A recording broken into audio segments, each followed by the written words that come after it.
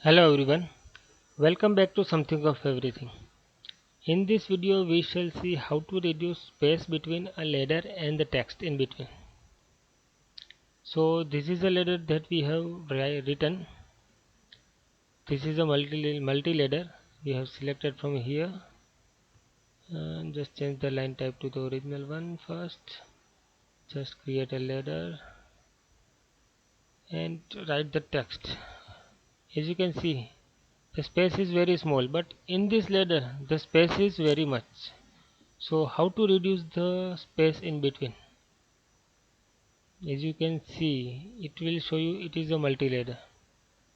So to reduce this space, all you have to do is you have to select the text, press Ctrl 1 to open the properties. Just go down to text and find an option called landing gap.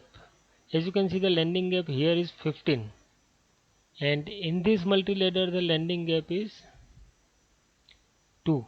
So to make the space just like this, all you have to do is you have to select it, go to properties and change the landing gap to 2. Now the text is just ahead of the ladder line. This way you can reduce the gap between text and ladder in multi-ladder. Thank you for watching this video. Do like, share and subscribe the same. Thank you.